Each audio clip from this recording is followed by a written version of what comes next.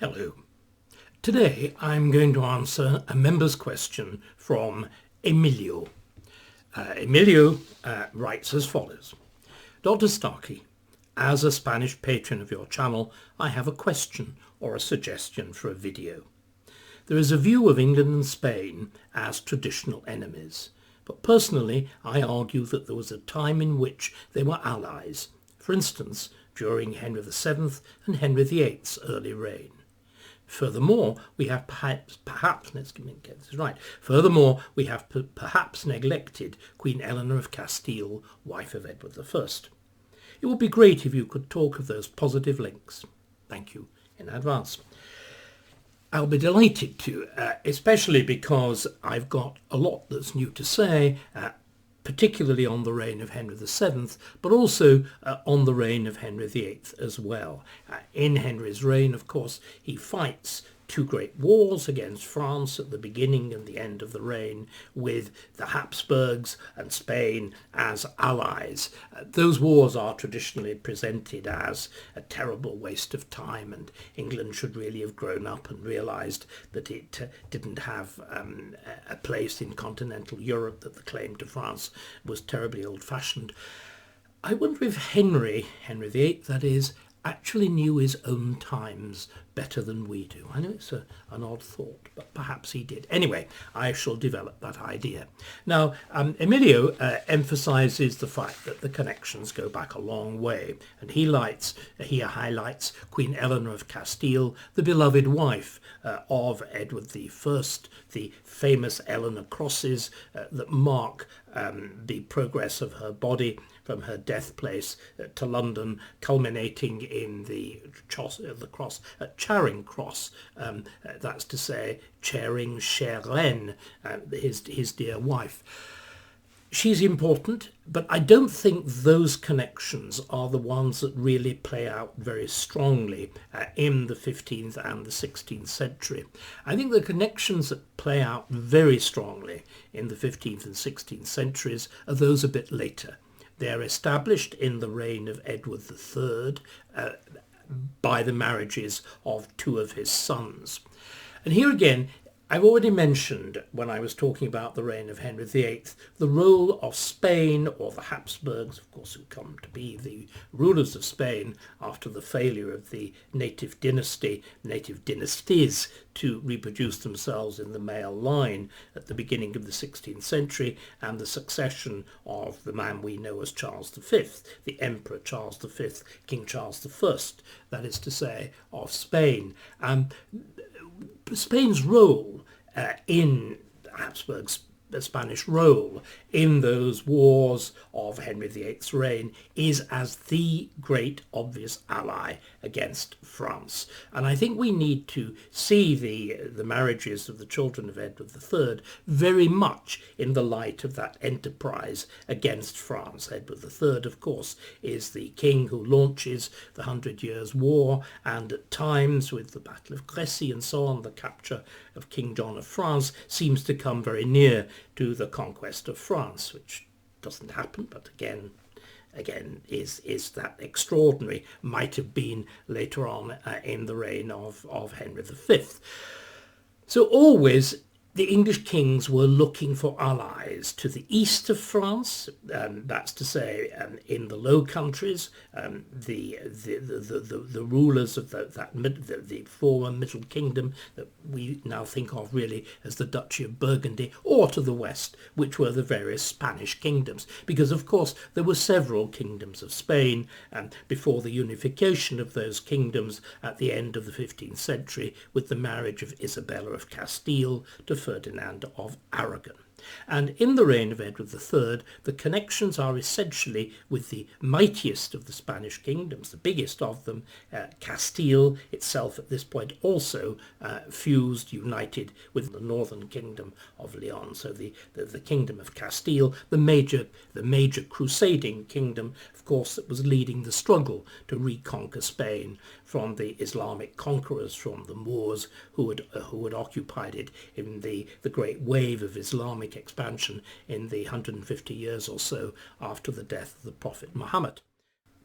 So the marriages then which take place between two of the sons of Edward III. The first of the marriages is between Edward's third son, John of Gaunt, the famous John of Gaunt. He plays that nice role in one of the examination papers of 1066 and all that, which asks you, why do you think of John of Gaunt as an emaciated grandee? Well, of course, he's called John of Gaunt, not because he was gaunt, but because he is born in Ghent, in the Netherlands, and with, of course, the connection of Edward III to the Netherlands powerfully through Philip, his own wife, Philippa of Hainault. Whom does John of Gaunt marry? Well, there are three marriages. The first marriage is to Blanche of Lancaster, which is how he becomes Duke of Lancaster, and from which the main line of the House of Lancaster, his son Henry IV, Henry IV's son Henry V, and Henry V's son Henry VI. That's the main line of the House of Lancaster from John's marriage to Blanche of Lancaster, presented interestingly, very interestingly, by Geoffrey Chaucer in the Book of the Duchess as a love marriage, certainly a happy marriage, but a brief one. Then the next marriage, this is the one that establishes the really important Spanish connection. It is the marriage between John of Gaunt, his second marriage, certainly not a love marriage, and indeed it turned out to be a very unloving marriage, as the couple came very much to dislike each other. John married Constance of Castile, the daughter of the King of Castile and Leon, with the rather unpleasant but I think entirely appropriate name of Pedro the Cruel. And John of Gaunt marries Constance and has children by her. And indeed, through that marriage, John has a title to the crown of Castile and Leon, which he actually asserts and has himself proclaimed King of Castile and Leon, and makes a very serious attempt to enforce his claim to the Spanish throne, but it's not successful. And then, interestingly enough, one of his younger brothers, Edmund of Langley, who becomes the Earl of Cambridge, and the Duke of York, also marries another child of Pedro the Cruel, but by a mistress of half Arab blood, who, and this is really very striking indeed, who is descended, it is claimed, with plausible genealogies from the Prophet Muhammad himself. And as the Queen, of course, our present Queen, Queen Elizabeth, descends directly from Edmund of Langley, I suppose really, as well as being a defender of the faith and Queen of England, she could actually double up as caliph. Now, that's a thought that perhaps Prince Charles could put into practice for his multi-faith coronation, or maybe not. Anyway, so there is this very, very strong double connection between both the houses of York and Lancaster and the Spanish royal house, the royal house of Castile. So can we keep that thought in mind? Now, of course, the whole question of the alliance with Spain, its deployment against the French and whatever, becomes merely a moot point with the collapse of the English position in France under John of Gaunt's grandson, under Henry VI. But it becomes moot in the opposite sense of the word, that's to say possible, very much possible, in the reign of Henry VII. Now, that will, I think, rather surprise people. We all know, of course, that Henry VII, a monarch of very dubious legitimacy, a usurper who'd seized the throne from another usurper, from Richard III, at the Battle of Bosworth, with a deeply, deeply doubtful hereditary title, because he descends from the third marriage of John of Gaunt, which was, I'm afraid, the marriage to a long-term mistress. And indeed, Catherine Swynford is probably most accurately to be described as the au pair. She had helped John of Gaunt in the upbringing of his children from Blanche, who dies very young, and from Constance of Castile, and as so often happens with au pairs, John and Catherine, they'd slept together and they'd produced a fine brood of children, almost all of whom were born out of wedlock, and then the big question comes when John of Gaunt finally gets round to marrying Catherine. Are they legitimate or are they not? This is the House of Beaufort, and they're given that title after the marriage. They're given that surname after the marriage. And of course, the mother of Henry VII is Lady Margaret Beaufort, who by this point is the principal heir of John of Gaunt through that line, through that third line. Okay.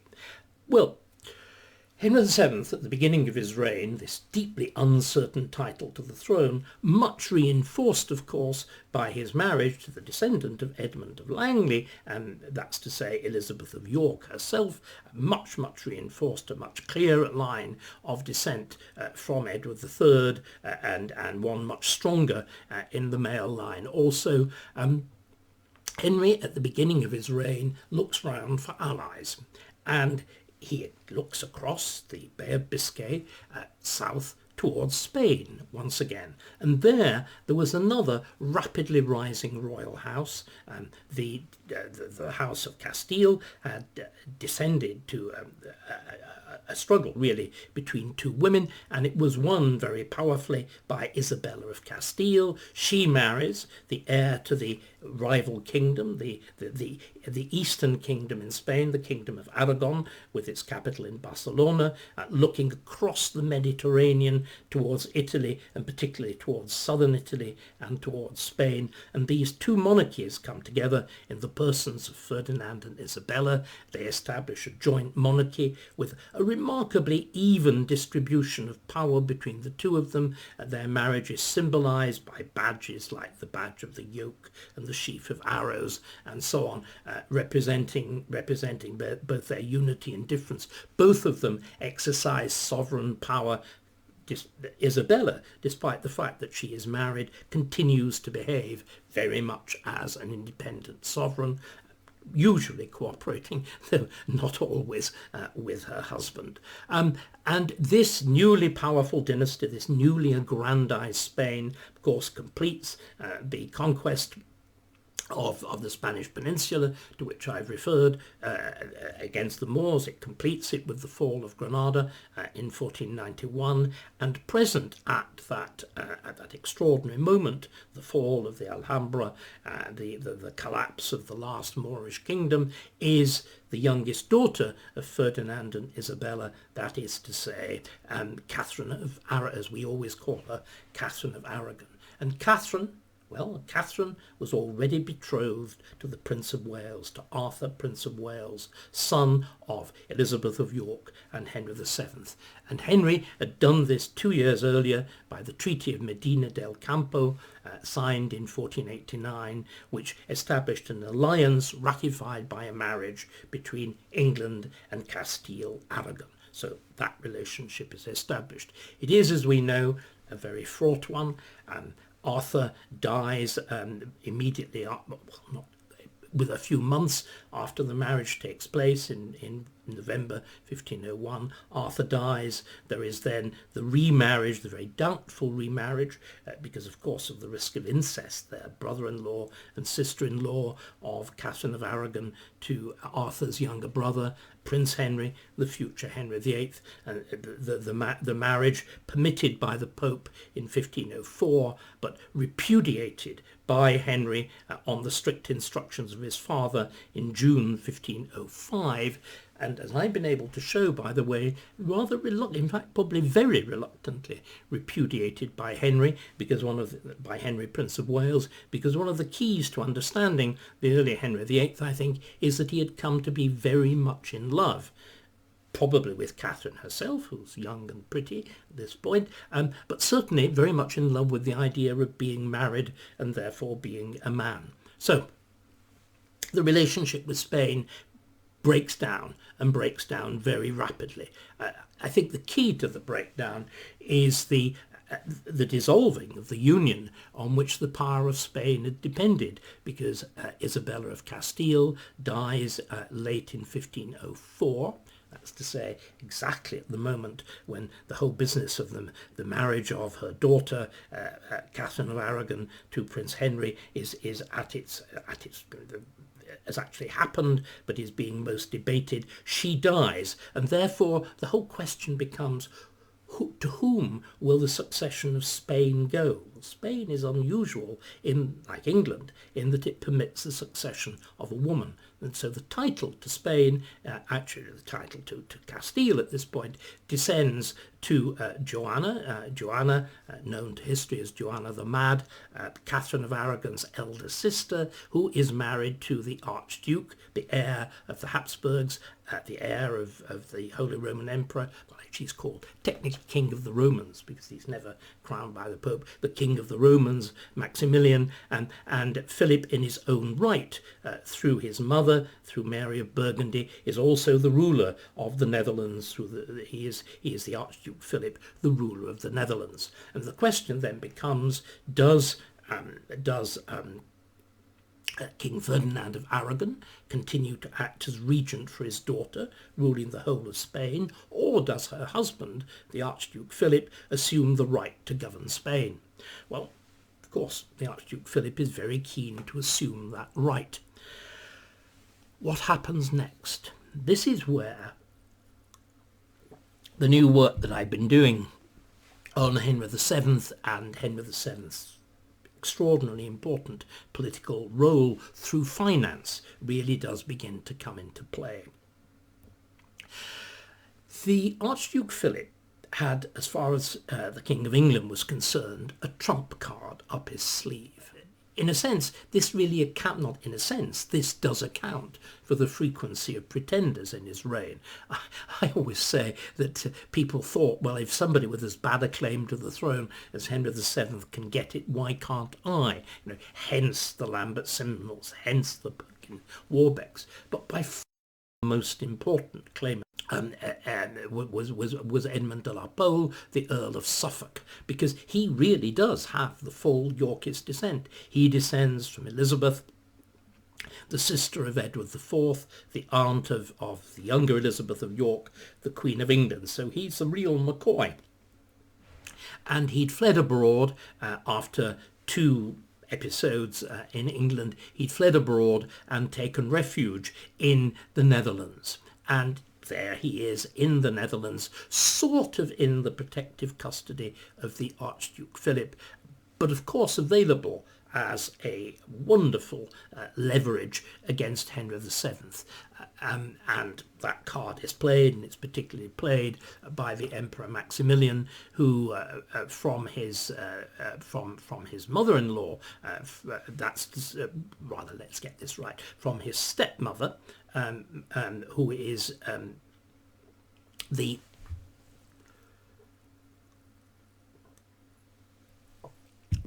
sister of Edward IV, Margaret of York, who was of course these genealogies really do get too complicated, but Margaret of York is the second wife of Charles the Bold, Charles the Rash, the last male Duke of Burgundy of the old Valois line, who is killed by the Swiss, and his body is only discovered when it's naked and stripped by his very elegant, long and beautifully trimmed fingernails.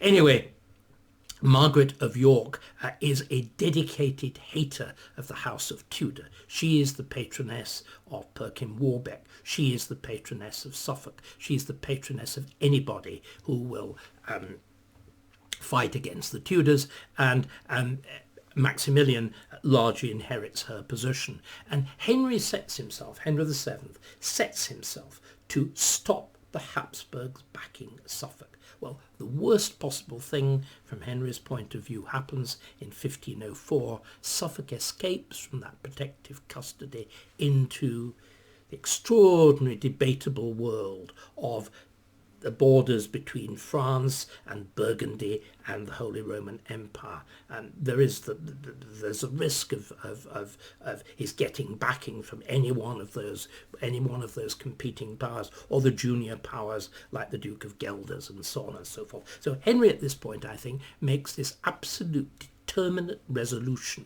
that he has got to lance the problem. Henry VII makes this determinate resolution that he has got to lance the problem of Habsburg support for pretenders to the throne. In other words, he has got two enter into a firm and indissoluble Habsburg alliance. He is also, as it were, I think, powered by the thought, because he is highly intelligent and profoundly aware of the European balance of power. He also sees the possibility of the Habsburg succession to Spain. He has come to dislike Ferdinand of Aragon. There is a bitter enmity between the two of them, and of course any possible restraint is removed by the death of Isabella of Castile and his decision very quickly not to marry his son to Catherine of Aragon, or at least to keep her as a kind of reserve. So what does he do?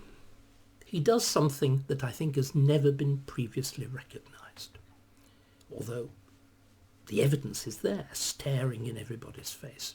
He takes a decision to throw England's hand entirely into the Habsburg camp.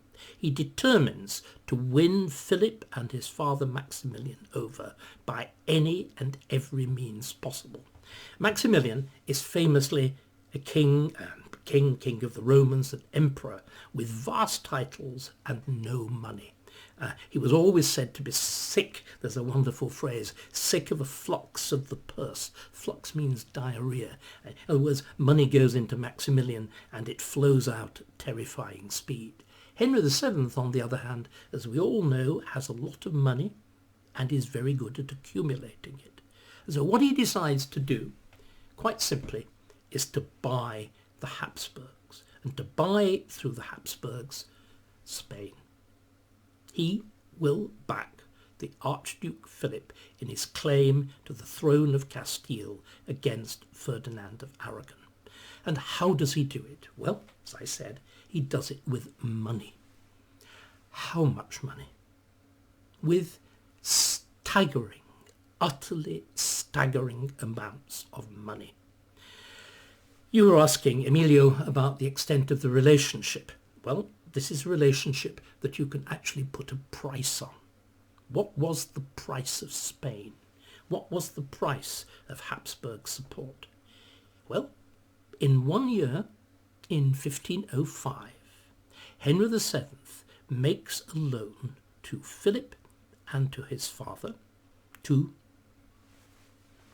the Holy Roman Emperor, King of the Romans, and to the Archduke Philip, to that father and son Habsburg combine. They were very much a combine, by the way. They even jousted together. Extraordinary thought. Father and son jousting against each other. They receive from Henry VII, in 1 year, at one moment, the sum of £108,000. Now, I know that is barely a visible sum now. Then that is more than the gross annual revenues of the King of England. And moreover, it's in cash. It's in silver pennies, which is the principal coinage in circulation in England. Imagine £108,000 in silver pennies handed over, and we know it's handed over, actually in cash, in huge boxes, chests, bags, each bag containing £100 and multiples of that and so on. So it's all bagged and chested and vast wicker trunks and so on. And as far as we can tell, the money itself is actually transported to the Netherlands.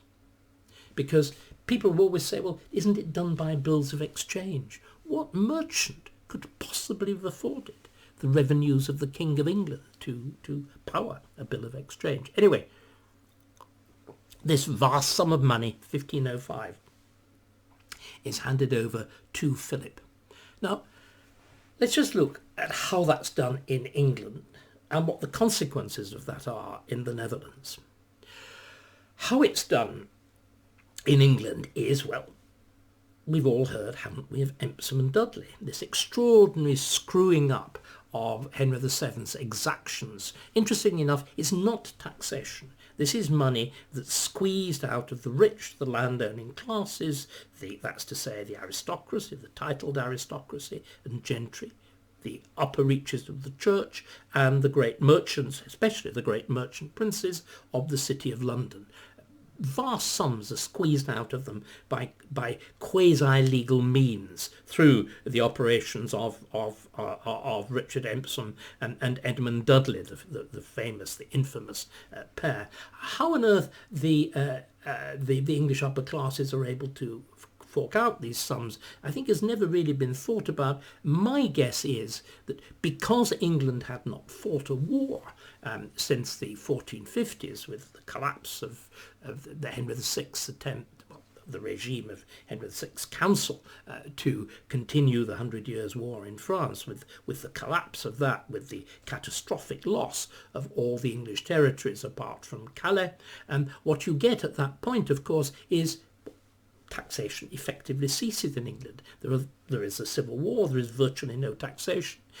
Edward IV never really. There's a feint against France, but the Treaty of Picquigny means that the campaigns in France are abandoned, and instead you have a tribute, a pension from France. But there is virtually no taxation. So by the time you've got to 1505, the English upper class have had half a century virtually without taxation, which is why there are these huge sums lying around. Remember, the Venetian envoys comment on the fact this is Venice, the great richest trading cities in Europe, commenting when they go on to Cheapside in London that they've never seen such quantities of gold and silver in the goldsmith shops there. Well, Henry VII has this talent through Empson and Dudley of creaming it off into his coffers, and then where does it go?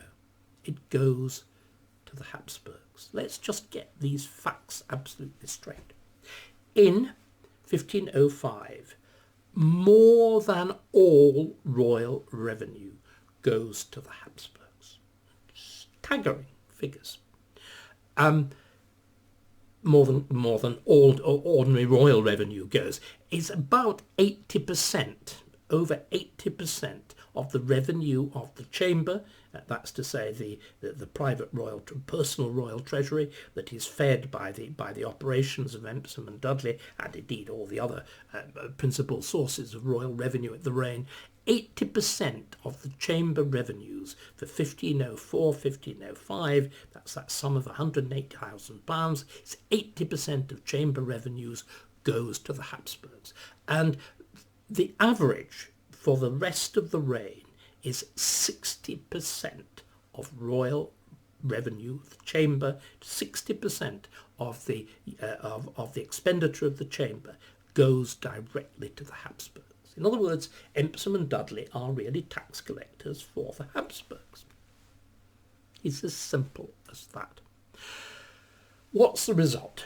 Well, the result is that immediately Philip is in a position to invade Spain, and he launches the invasion's fleet across Christmas and New Year, early January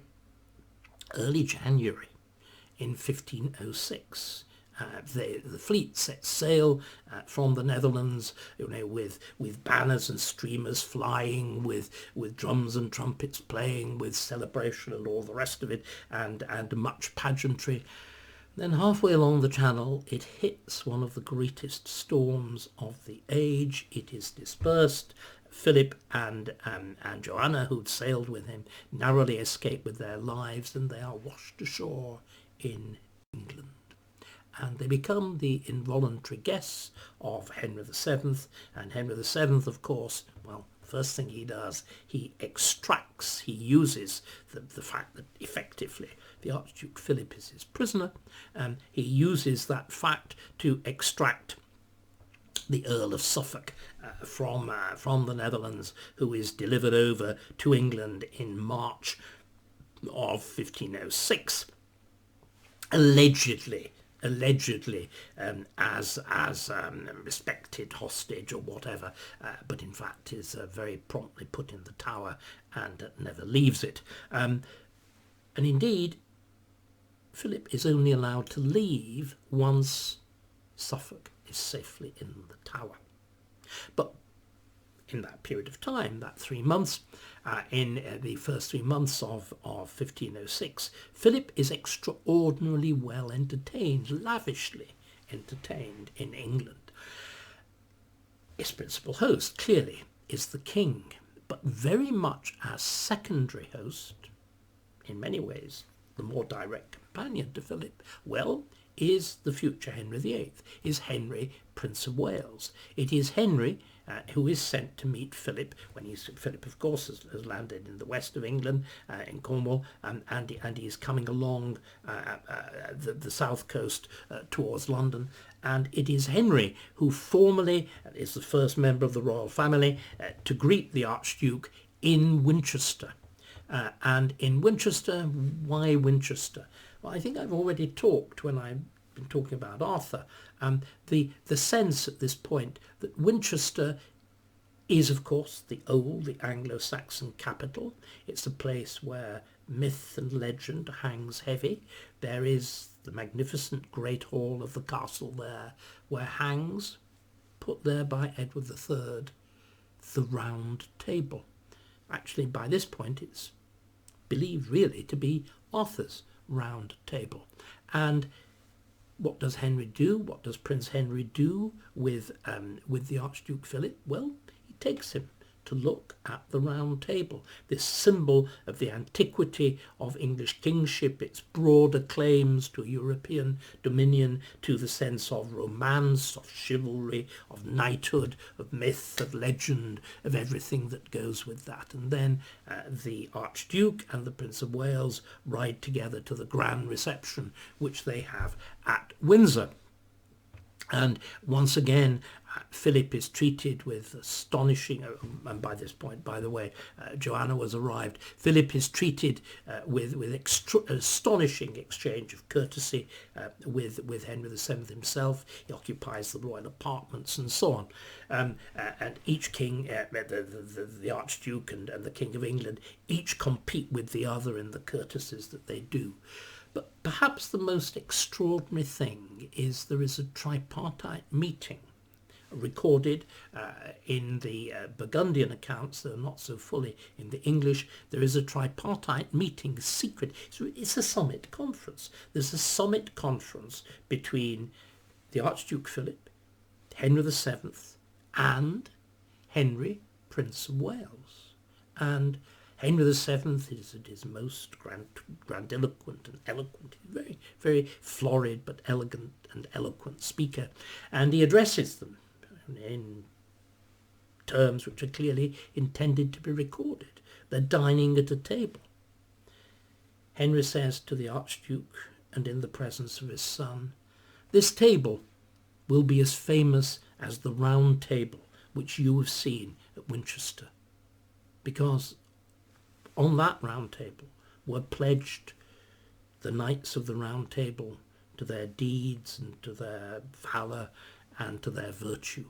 On this table at Windsor, is pledged the eternal alliance of the houses of England and Habsburg, of Tudor and of the Netherlands, and of course of Spain and of Germany, that extraordinary vast empire."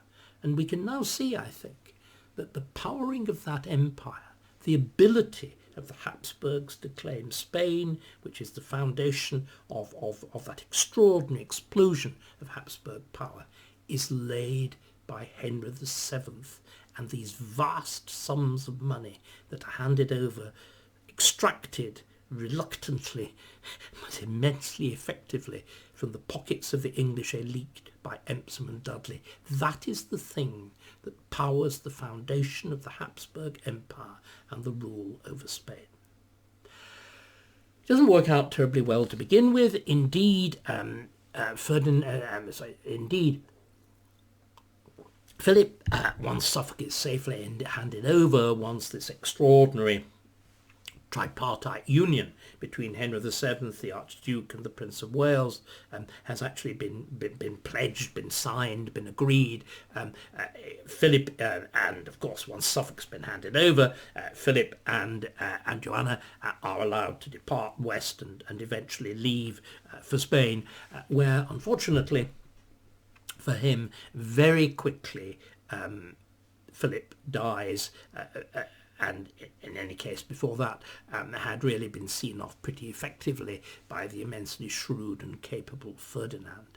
But of course, the claim to Spain still resides in Philip's children, left back in the Netherlands, Philip and Joanna's children, left back in the Netherlands with his eldest son, Charles, the future Charles V.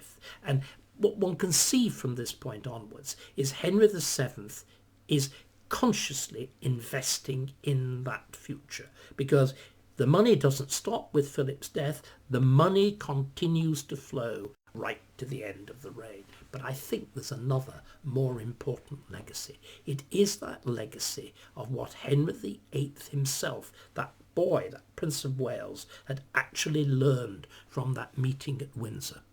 I think we need to understand that at that meeting at Windsor, with sitting at his father's knee, that magical moment, he's what? He's 15.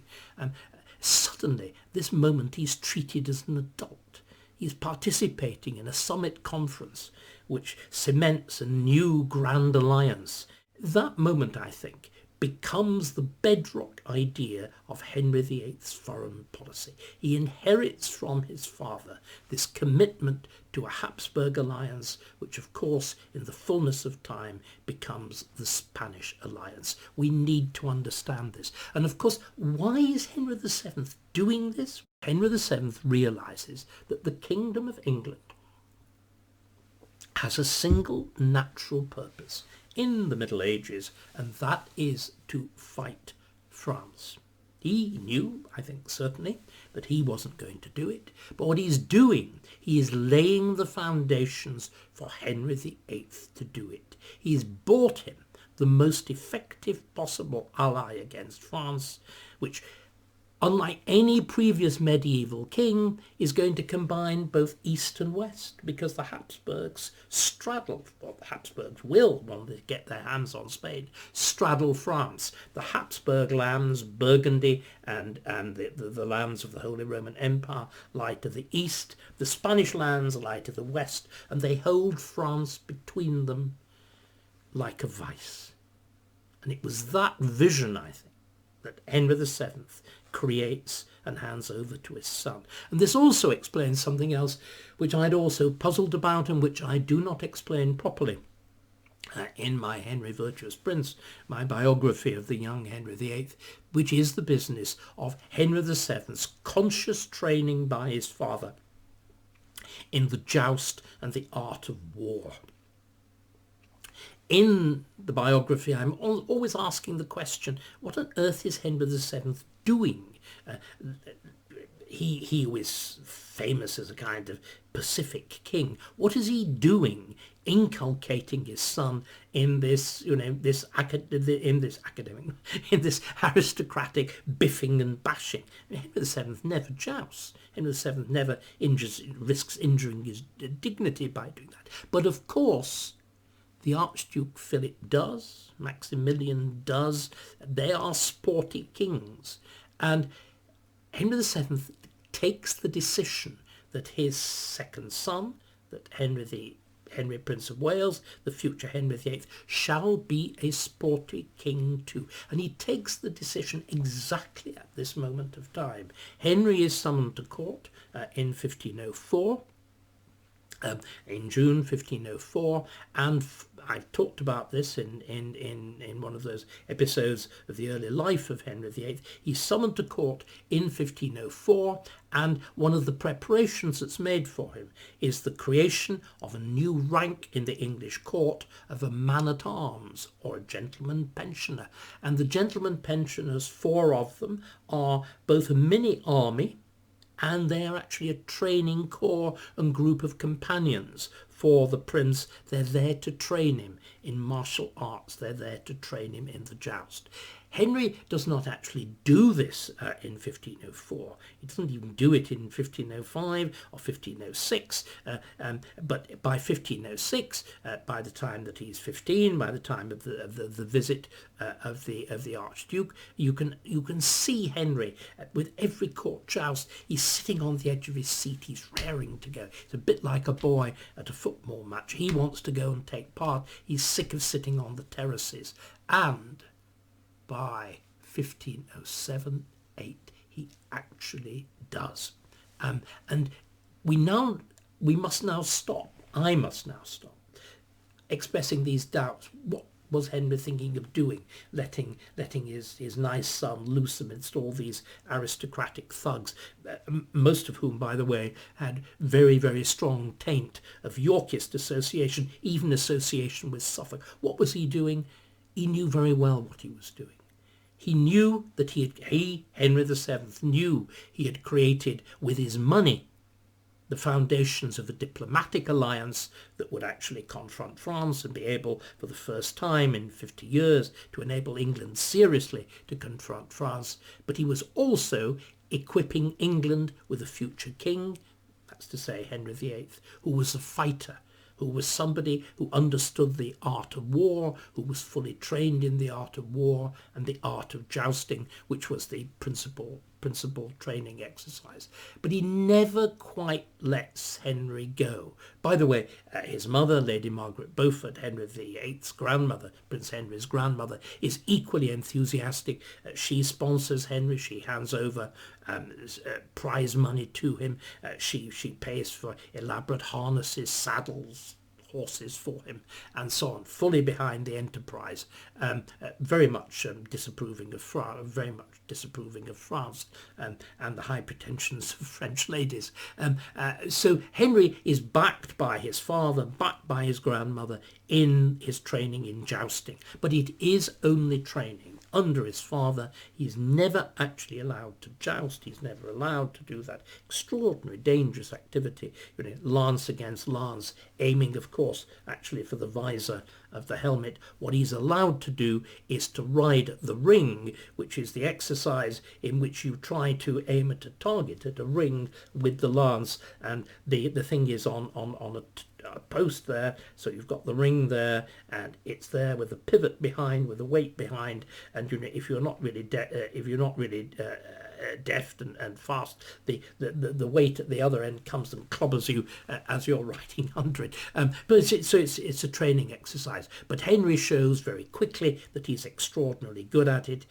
The Spanish ambassador at this point notes he's only a youth, but he's bigger than his father. He's limbs of massive size. That fact that he takes after his grandfather, Edward IV, the Yorkist grandfather, in that huge, strapping, powerful 6-foot-odd, broad-shouldered, heavy-chested, massive legs, powerful arms, uses weights, build. So we've then got this very different picture of the end of Henry VII's reign, the commitment of the Habsburg alliance, the powering of the Habsburgs to take over Spain, and the conscious creation of a king, a future king, the preparation of the Prince of Wales to resume the 100 Years' War against France. The diplomatic alliance with the Habsburgs providing that essential foundation. England had never been able to fight France alone. It had always depended on allies, usually of Burgundy, and now, as I said, Henry VII has created this uniquely powerful alliance which will hold France in the east-west vice, and a king who aspired and wanted to do it. And of course, Henry does do it. When he comes to the throne, his great ambition is to fight France. And in those first months of the reign, he comes to the throne 23rd of April, 22nd of April, he comes to the throne on the eve of St George's Day. Immediately, this vision of Henry as being lazy and idle is nonsense. The first thing he tries to do in that summer of 1509 is actually provoke war with France. He goes into an extraordinary covert relationship with the Venetian ambassador, who had been sent entirely for that purpose, and they come within a whisker of provoking war with France, until the council intervenes and says, good heavens, it's a bit like Munich, actually. We can't afford to fight yet. We're not sufficiently prepared, which puts Henry temporarily back in his box. But of course, you've already got the marriage with Catherine of Aragon, which in a sense anticipates that union of Spain with the Habsburg lands, and you get the war with France in 1513. Now, what's all this about? Is it just a kind of atavistic throwback? See, I don't think it is. I think that what we've got to understand is that there really isn't another purpose to the state but war. Now, I know this is a rather depressing thing to say, and there were people speculating about alternatives. That whole idea that you see in the Renaissance rediscovery of the political theory of Rome, the idea of the res publica, of the public thing, of the duty of the individual to the state, to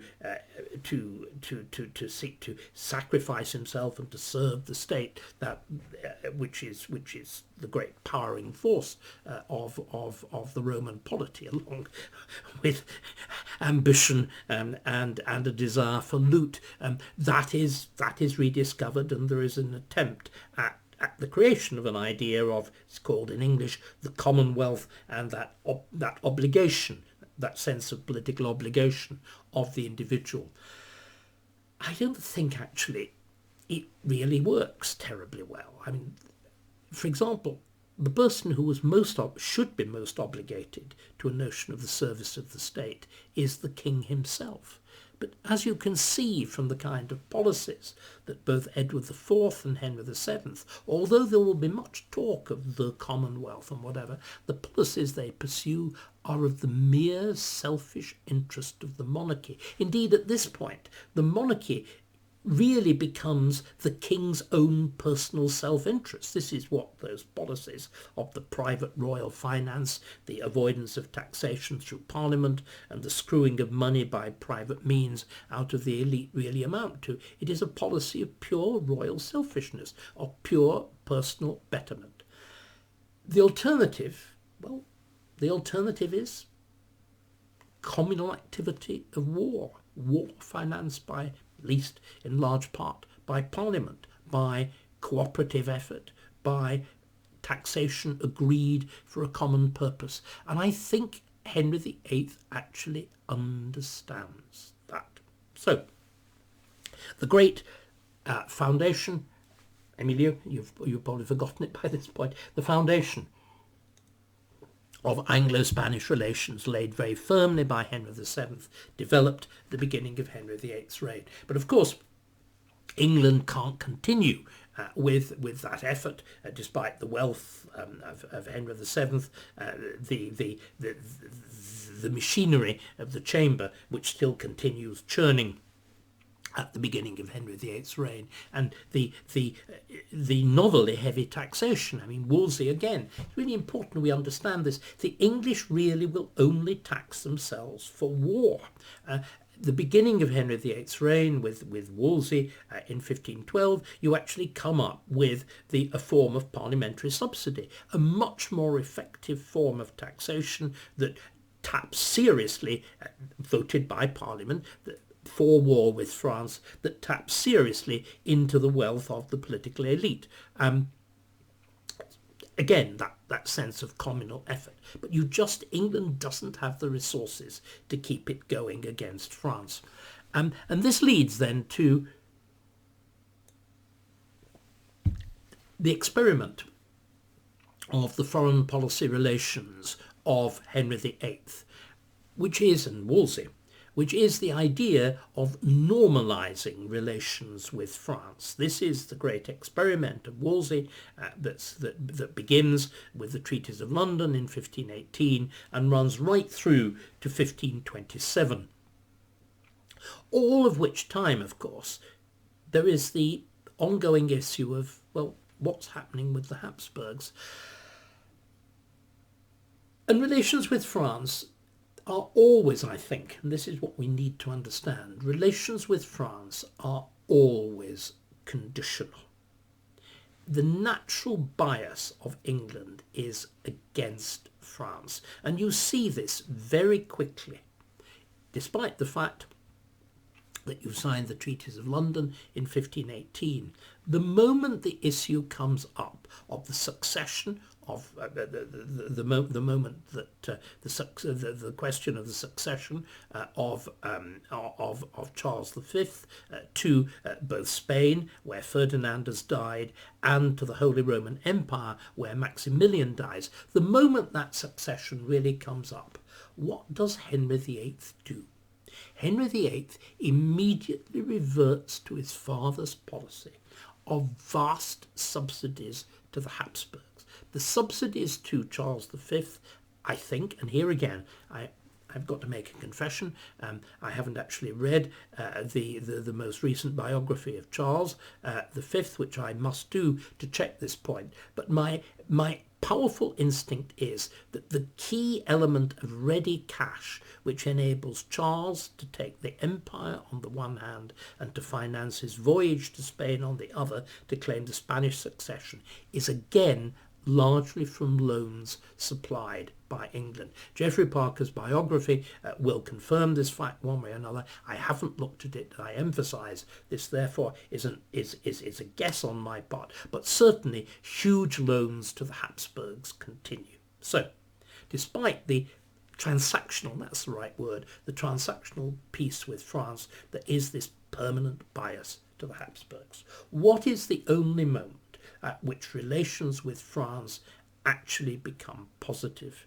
Well, it's when you need the support of France to break with the Habsburgs over the marriage of Catherine of Aragon, to break with the Habsburgs over the royal supremacy over the church. And this is the key role that's played by Francis I.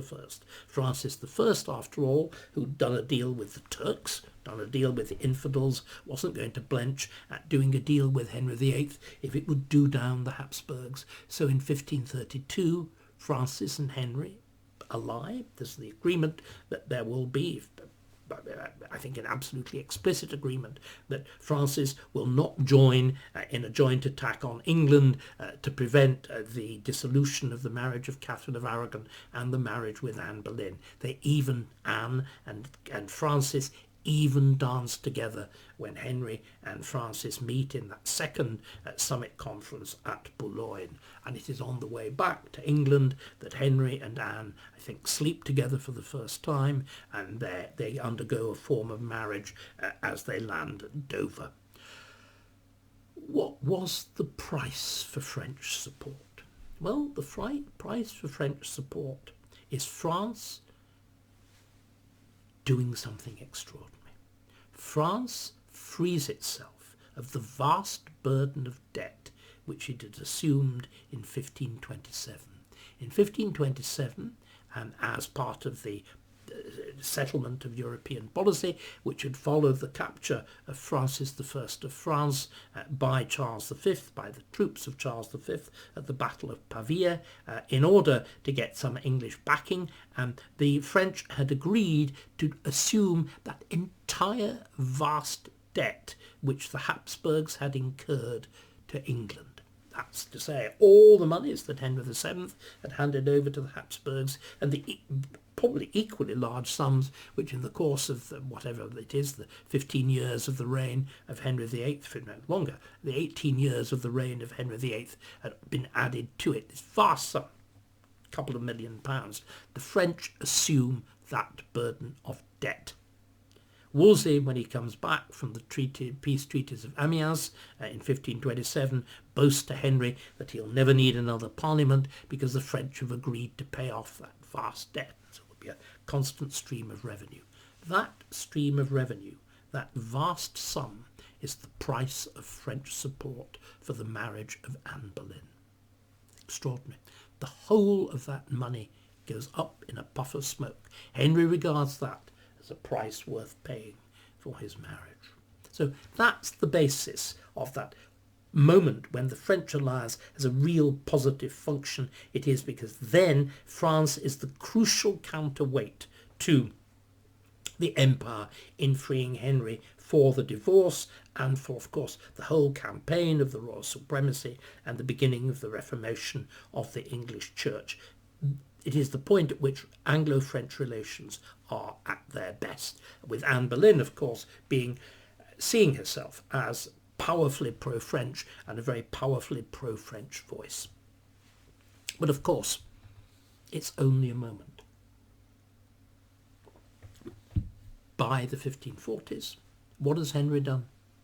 After the vast turmoil of the Reformation, the dissolution of the monasteries, the rise and fall of Cromwell, what is the first thing Henry does? He goes back to a Habsburg alliance and to a war with France, on which huge quantities of the wealth of the monasteries is, but it's always said, squandered. But as I began by saying right at the start of this talk, did Henry understand England better than his critics? Better even than Thomas Cromwell, who mocks Henry's desire to acquire towns in France, says, why do you do it? Wouldn't it be much more sensible, to deal with problems at home? And it's quite clear. Cromwell believes in that Commonwealth policy. Cromwell believes that what politics should be about is your duty to your country, and of course that duty to your country intensified by the fact that your king is now the supreme head of your church and the enforcement of religious conformity. All of that. But what I think Henry understood, though Cromwell didn't, perhaps, and most of us don't, is that religion finally was divisive. The only thing that would unite the English was fighting the French, inevitably in alliance with the Habsburgs. Let's now jump forward to, this has already gone on too long, but let me just conclude it by looking at the point at which all of this comes to fruition, which is in the reign of Henry's first living child, Mary, the daughter of that marriage with Catherine of Aragon. Mary, in her youth, had been betrothed to the Emperor Charles V, and there's a famous portrait, lovely little miniature of her wearing a gigantic brooch which has written on it Emperor, and she always saw herself from that moment onwards as being pledged to her mother's family, pledged to the Habsburgs. Of course, when Mary comes to the throne, she has the opportunity to fulfill that vision with the marriage to Charles's son, to Philip of Spain. And when the marriage is mooted and agreed with the Spanish ambassador, Mary undergoes a kind of religious ecstasy. She sees herself as embodying God's purpose on earth to restore England to the Church of Rome and England to its natural place with a Habsburg alliance. All of which happens with the marriage of Philip and Mary, which takes place at Winchester in 1554.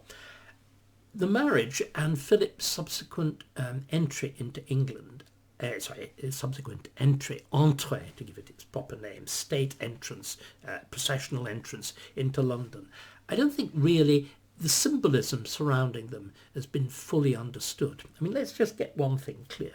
When Philip marries Mary, he is King of England. A Spaniard is King of England. Secondly, he takes precedence of Mary. The new reign is the reign of Philip and Mary. Let's also be clear of something else.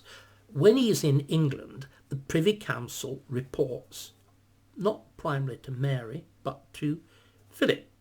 And even when he's abroad, the inner committee of the Privy Council, managed primarily by William Paget, who is the great managing force of the government, again largely takes instructions from Philip, even though he's abroad. But was Philip Spanish? Well, you see, please remember, it seems a long time ago, please remember what I was saying about John of Gaunt and Edmund of Langley and those marriages with Castile.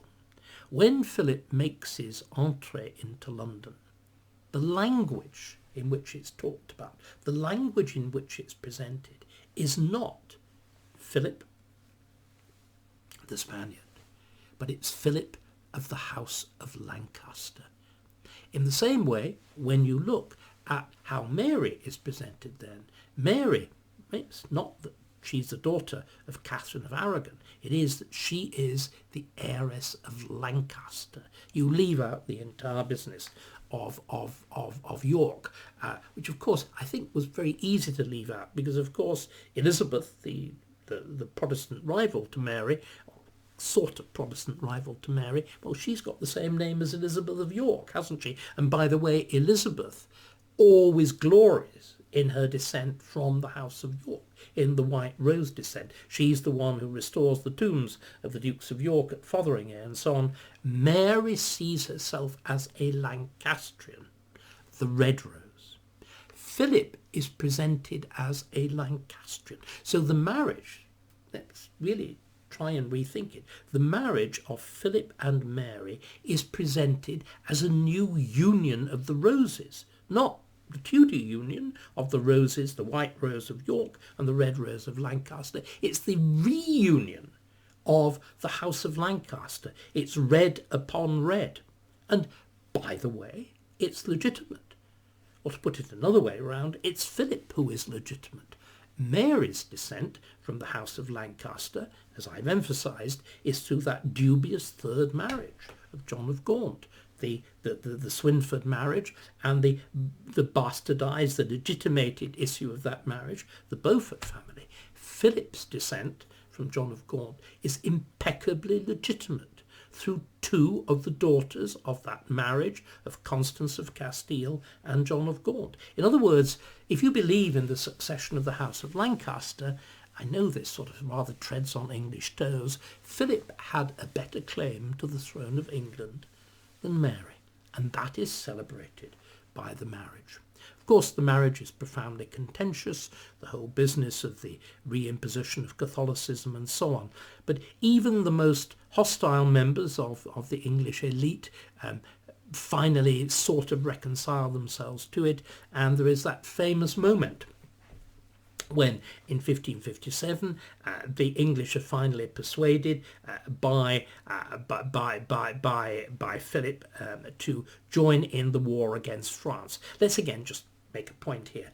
The union of Philip and Mary, although I presented it in those passionate terms, had also, and again, Paget at the heart of the process, the marriage treaties between Philip and Mary, on the contrary, went out of their way to preserve the identity and the independence of England. It was only if Philip and Mary had an heir that the fusion of the two kingdoms would happen, that Philip would enjoy any power in England after Mary's death. And of course, that heir didn't appear. Nevertheless, Philip persuades the English, because of the outrageous support by the French of foreign adventurers and Protestant adventurers attacking England, he persuades the English to join in an attack on France in 1557, and there's a very important English contingent that goes over.